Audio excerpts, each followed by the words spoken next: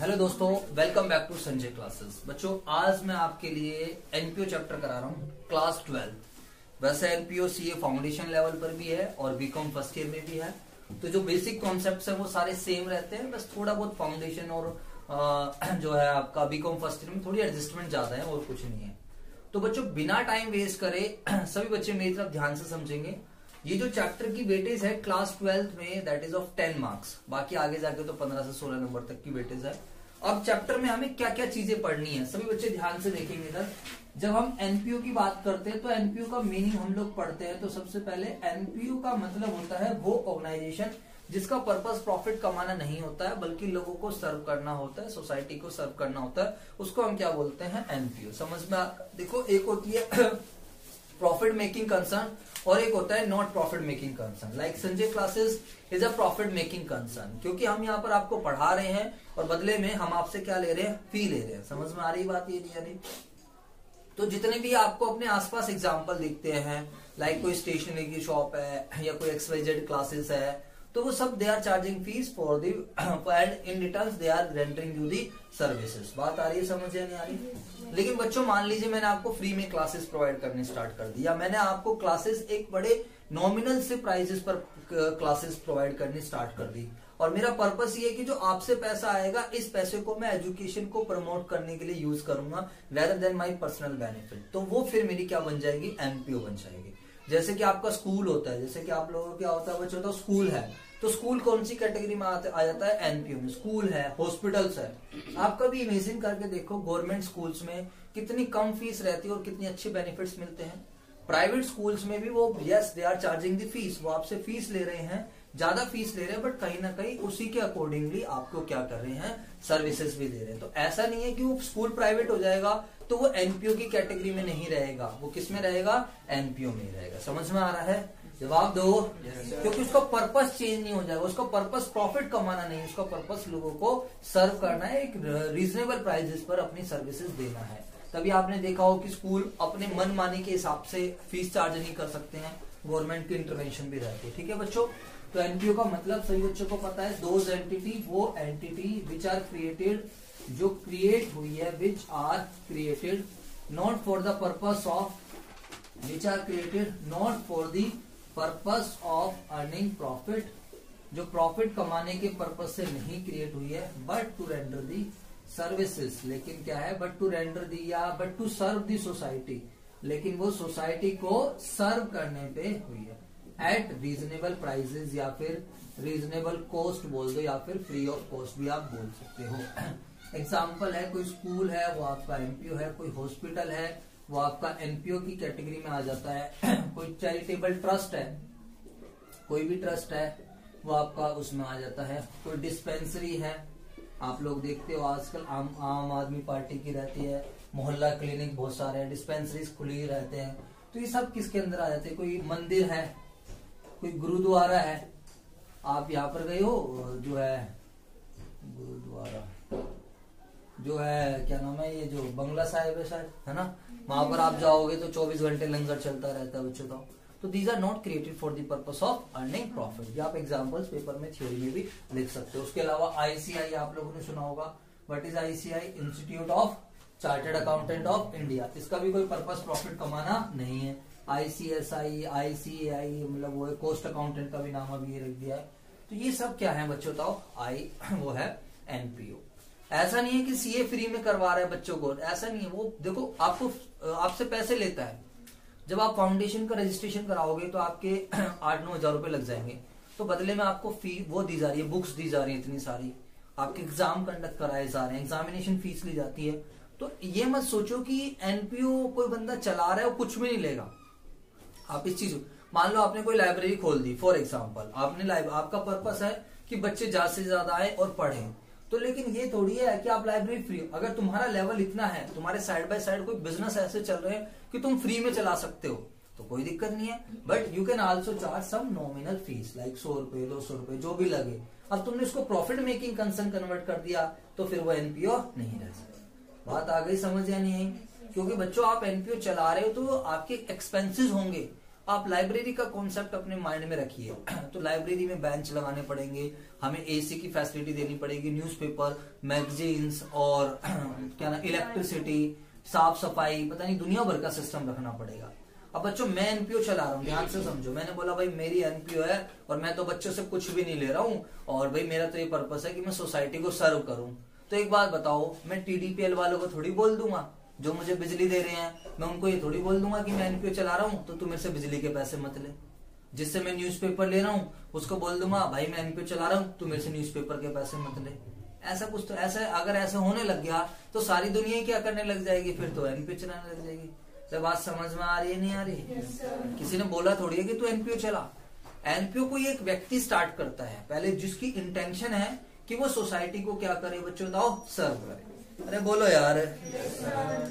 देखो समाज में हर तरीके के लोग रहते हैं। एक लोग वो जो खाली अपने अपने बारे में सोच रहे हैं, कुछ लोग ऐसे जो अपने बारे में सोच रहे हैं, सोसाइटी के बारे में सोचते हैं। लाइक देखा होगा आपने, बहुत सारे लोग डोनेशन करते हैं और बहुत सारे लोग क्या करते हैं कि यार चलो गरीब बच्चों का भला कर रहे हैं। तो जब यही ऐसे लोग थोड़ा बड़ा रूप ले लेते हैं, ऐसे ही लोग किसी बिजनेस के रूप में आते हैं, तो वो क्रिएट कर देते हैं एनपीओ। वो क्या क्रिएट कर देते हैं? एनपीओ, जिनको हम एनजीओ भी बोल देते हैं। समझ में आ गया? कोई ऑर्फनेज है, कोई अनाथालय है, कोई ओल्ड एज वो क्लब है या ओल्ड एज जैसे हाउस है। समझ में आ रहा है? तो ये सब बच्चों किसके एग्जाम्पल्स हैं? एनपीओ। समझ आ गया? ठीक है बच्चों। अब now the question is that, देखो आप लोगों ने टीवी पे एक एग्जाम्पल और देता हूँ, और राजस्थान में वो है ना कि विकलांगों के लिए पैर वगैरह का कुछ रहता है, बोन वोन का ऑपरेशन वगैरह भी है, उदयपुर वगैरह, मेरे को कुछ एग्जैक्टली नाम ध्यान नहीं आ रहा। आप काफी सारे एनपीओ देख सकते हो। ठीक है, अभी कल ही मैं देख रहा था, ऐसे यूट्यूब पे एक एड आया और उस एड में देखा मैंने कि मतलब एनजीओ थी, उसमें डोनेशन का ऑप्शन था और उसमें ये लिखा था कि भाई क्या नाम है, हम लोग जो है उसमें एक एग्जांपल दे रहा था कि एक बूढ़ी लेडी थी, मतलब लाइक भिखारी टाइप या वैसे मान लीजिए। वो क्या है, वो अपने बैग में रोटियां रखी हुई थी, उसने सूखी रोटियां रखी थी, मतलब जैसे रोटी बिल्कुल कड़क हो जाती है, शायद तुम लोगों ने देखा हो, ऐड आ गया था ऐसे ही। तो रोटी बिल्कुल कड़क उसने अपने बैग में रखी हुई थी कि भैया ठीक है जो है मेरा। फिर जब जो भी एनजीओ चला रहे थे उन्होंने उनसे पूछा कि आप इतनी कड़क रोटी, जैसे जो हम लोग फेंक देते हैं कई बार, आप देखोगे कि हाँ यार ऐसी पोजीशन होती है कि ये बेकार है, तो उन्होंने से पूछा कि भाई बेसिकली क्या है ये, मतलब आपने ये कड़क रोटी क्यों रखी हुई है? तो उस लेडी का ये रिप्लाई था ओल्ड कैरी की ना, जब मुझे भूख लगती है तो मैं क्या करती हूँ, इन्हीं रोटियों को तोड़कर और क्या करती हूँ, पानी में भिगोकर फिर मैं खा लेती हूँ। तो मतलब वो जो एनजीओ है वो है कि भाई इस देश में या जहाँ जितना हमारे से हो सकता है कि कोई भी लोग भूखा ना सोए। वो देखते हैं कोई रोड पे लोग है, कोई गरीब लोग है, तो चलो हम इनको डेली बेसिस पर जितना हमारे से हो सकता है। अब वो चला रहे हैं, ध्यान से समझो। मान लो मैं एनपीओ चला रहा हूँ, तुम्हारे पास टाइम नहीं, इधर देखो सारे बच्चे, अगर सारे लोग एनपीओ चलाएंगे तो उन्हें सपोर्ट कौन करेगा? मान लो मैं फ्री हूँ, मेरे को अच्छा लगता है लोगों को सर्व करना, लोगों को इस पर्पस को पूरा करना, लेकिन आपको ये सब चीजें करना इतना अच्छा नहीं लगता है, आपके पास टाइम नहीं है, तो आप क्या करोगे? ध्यान से सुन लो, पूरा एनपीओ की स्टोरी बता रहा हूँ। तो आप क्या करोगे? आप अपना मेन काम करोगे। मान लीजिए इनकी गवर्नमेंट जॉब है, इनकी भी गवर्नमेंट जॉब है, ये अपने बिजनेस चला रही है, ये अपने, लेकिन आप सबको इतना पता है कि संजय सर अच्छा काम कर रहे हैं और संजय सर इस तरीके से गरीब लोगों की मदद करते हैं, गरीब बच्चों की मदद करते हैं, तो आप लोग क्या करोगे? मेरे साथ आना चाहोगे, कहोगे सर आप आगे रहो, ध्यान से समझो, आप आगे रहो और हम आपके साथ साथ पीछे चलना चाह रहे हैं। डिपेंड करता है, आप एक ये कहते नहीं मुझे चलना है तुम्हारे साथ, पीछे पीछे नहीं, मैं नहीं आ रही तुम्हारे साथ, बस ये पैसे पकड़ो, मुझे पता है तुम अच्छा काम कर रहे हो और जहां मर्जी लगाओ। तो इन्होंने पैसे देके साइड में हो गए, वो हमारे साथ पार्ट नहीं बनना चाह रहे हैं, तो वो they are just giving us the donation. ध्यान से समझो, पूरा चैप्टर समझा रहा हूं। तो वो डोनेशन दे रहे हैं, जैसे किसी मंत्री को मेरा काम अच्छा लगा, या किसी भी इंडिया में, आउट ऑफ इंडिया में किसी भी बंदे के कभी भी कोई चीज अच्छी लग जाती है। बात आ रही है, समझिए नहीं आ रही है? आप लोग भी अपने लेवल पर डोनेशंस करते हो, ऐसा नहीं है कि आप डोनेशन नहीं करते हो। आपको अगर 10 रुपए, 20 रुपए, 50 रुपए पॉकेट मनी मिल रही है तो कभी कभार आप भिखारी को देते हो। कभी जब आप स्कूल के टाइम जाते थे तो आपके पास कोई छोटा बच्चा आ गया, आपने उसको छोले कुलचे दिला दिए या कुछ भी खिला दिया, that was also a donation. But इसी डोनेशन को जब हम एक बड़ा रूप दे देते हैं तो दैट बिकम्स द एनपीओ। समझ में आया नहीं है? अरे जवाब दो यार। तो अब मैं कर रहा हूँ, ठीक है, इन्होंने मेरे को डोनेशन दी, सर आपको जो करना है, तो वो गए डोनेशन, लेकिन ये लोग क्या कहते हैं, जो और बच्चे बच गए, ये कहते हैं सर ऐसा है, हमें ना आपके साथ अच्छा लगता है, लेकिन सर हम ना हफ्ते में पूरे 7 के 7 दिन रहते हैं बिजी, और सर हम आपके साथ जो है खाली हफ्ते में 1 दिन जुड़ेंगे और आपकी हेल्प कर देंगे 2-4 घंटे, जो भी हमें टाइम निकलेगा। मैंने कहा यार अच्छी बात है। तो कह रहे सर हम आपके साथ मिलकर रहना चाहते हैं, बट हम अपना काम धंधा करते रहे। ऐसा ही होता है प्रैक्टिकल लाइफ में। तो ये लोग मेरे साथ आना चाहते हैं, तो अगर वो एनपी मैं बोलूंगा आप मेरे साथ जुड़ना चाहते हो तो आपको एनपीओ का मेंबर बनना पड़ेगा। क्या बनना पड़ेगा? मेंबर। तो फिर ये पूछेंगे सर मेंबर बनने से क्या है? मैंने कहा देखो यार, मेंबर का ये सिस्टम है कि आप मेरे को हर तरीके से हेल्प कर सकते हो, फिजिकली भी, फाइनेंशियली भी।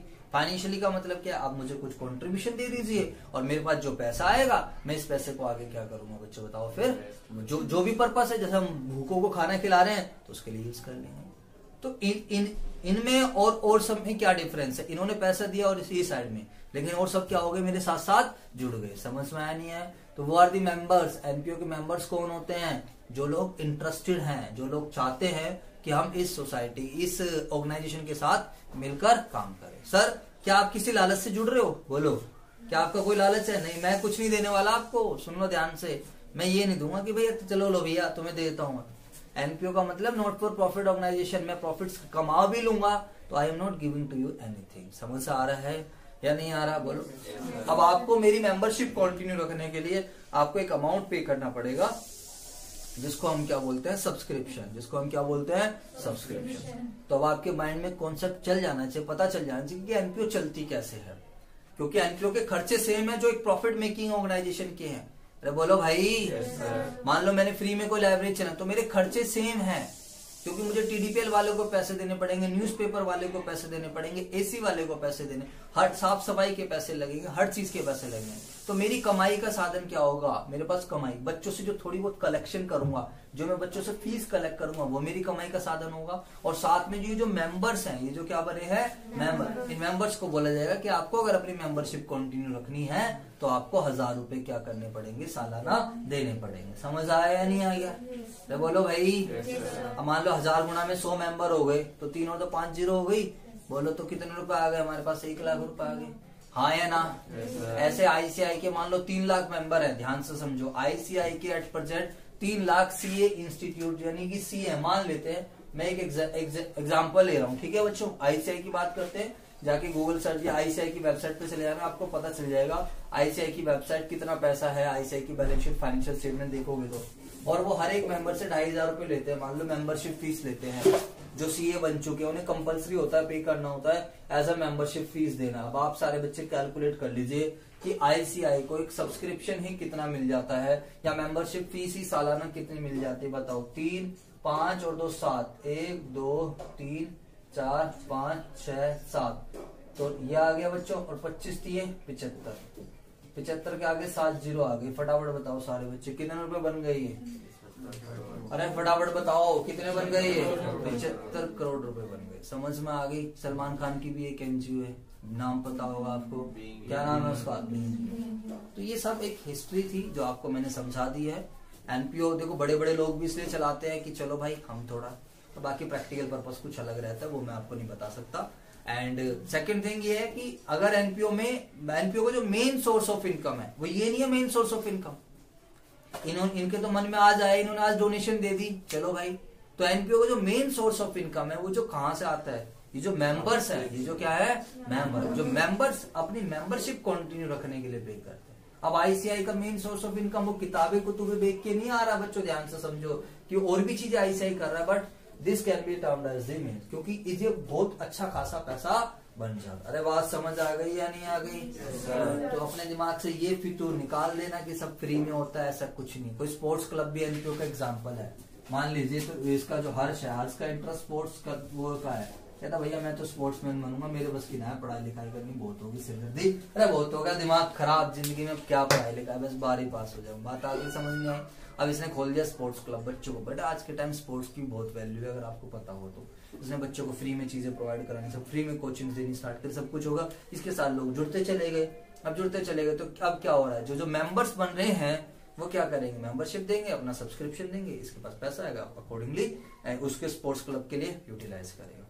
ऐसा नहीं है मेंबर्स को बेनिफिट नहीं मिलता, मेंबर्स को इन काइंड बेनिफिट मिल जाता है। लाइक मेंबर्स के बच्चे आ रहे हैं पढ़ने, तो मेंबर्स के जो बच्चे हैं उनसे कम चार्जेस ले लिए, कम फीस ले ली, समझ आ रहा, और थोड़ी एक्स्ट्रा फैसिलिटीज दे दी, ये सब चलता है। तो इतना काफी है आप सब बच्चों के लिए एनपीओ के बारे में जानना, और ये एनपीओ के एग्जांपल्स है। ठीक है बच्चों, अब हम क्यों पढ़ रहे हैं, why we are studying this topic, why we are studying, हम क्यों पढ़ रहे हैं इस चैप्टर को, बताओ सारे बच्चे। तो बच्चों हमारा लेवल क्या है, हम क्या हैं, फटाफट बताओ बच्चों। अरे बच्चों हम हैं अकाउंटेंट, हम क्या हैं, अकाउंटेंट। तो कल को जब आप अकाउंटेंट बनोगे, हो सकता है कि आपको किसी हॉस्पिटल की अकाउंटिंग करनी पड़ जाए, हो सकता है कि आपको बड़े होकर आपको किसी स्कूल की अकाउंटिंग करनी पड़ जाए, हो सकता है किसी चैरिटेबल ट्रस्ट की अकाउंटिंग करनी पड़ जाए, क्योंकि उनकी भी इनकम होगी, उनके भी एक्सपेंसेस होंगे। तो हम लोग इसलिए चैप्टर पढ़ रहे हैं कि हम जान सके, to know the details of transactions of NPO, to know the details of transactions of NPO, NPO की ट्रांजैक्शंस का detail, and to maintain their accounting records, and to maintain accounting, या फिर and to do accounting, to maintain accounting records from such details. समझ आया नहीं आया? एक accountant ही वो व्यक्ति है जो ये बता सकता है कि एनपीओ कितना कमा रहा है। सर मतलब एनपीओ को भी प्रॉफिट्स हो जाता है, यस एनपीओ को भी प्रॉफिट्स हो जाते हैं, बस वो बात अलग है, यहाँ पर उस प्रॉफिट को सरप्लस नाम दे दिया जाता है। प्रॉफिट को क्या नाम दे दिया जाता है, सरप्लस। अरे बात समझ आ रही है नहीं आ रही? yes, बोल दो। yes, तो अब आईसीआई की बैलेंस शीट उठा के देखना, आपकी हालत खराब हो जाएगी, इतनी बड़ी बैलेंस शीट है भाई, ऐसे बहुत सारे एनपीओ हैं।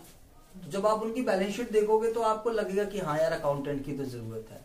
तो as an accountant we are the persons who will record the transactions of NPO and वो will find out the results of the NPO. समझ में आ गया नहीं आ गया?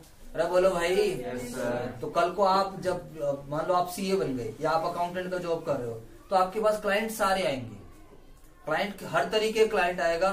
क्लाइंट जो है, क्लाइंट वो आएगा जो बोलेगा कि भाई क्या करो, भाई मेरा स्कूल है मेरी उसकी बना दो।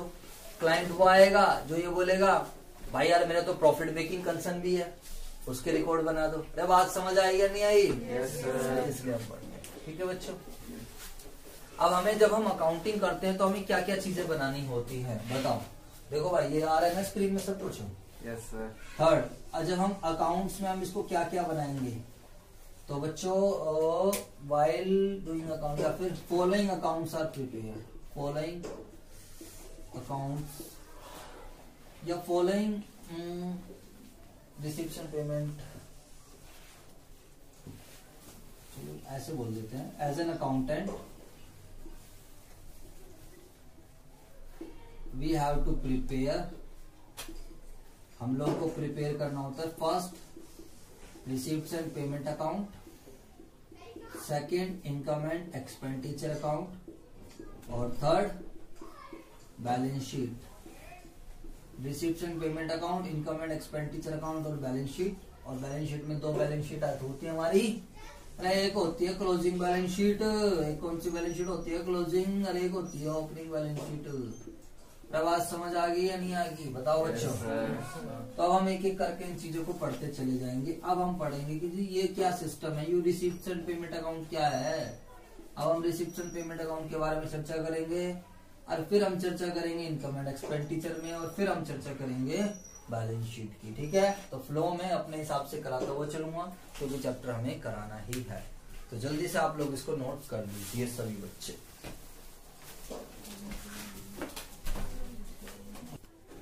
ठीक है बच्चों, अब हम पढ़ेंगे रिसीप्ट्स एंड पेमेंट अकाउंट क्या है, और इनकम एंड एक्सपेंडिचर क्या है, और बैलेंस शीट क्या है। मजा आ जाएगा आप लोगों को बच्चों। इसे मैं कर रहा हूँ रफ, लेकिन रफ करने से पहले ले लेते हैं इसकी एक फोटो। ठीक है बच्चों, देख ले भाई फोटो कैसे लेते हैं जरा ध्यान से। इस पे समझ गया? चलो जी, कह रहा पता है मुझे सारी चीजें सिखाओ, और फिर कहते हैं पता है।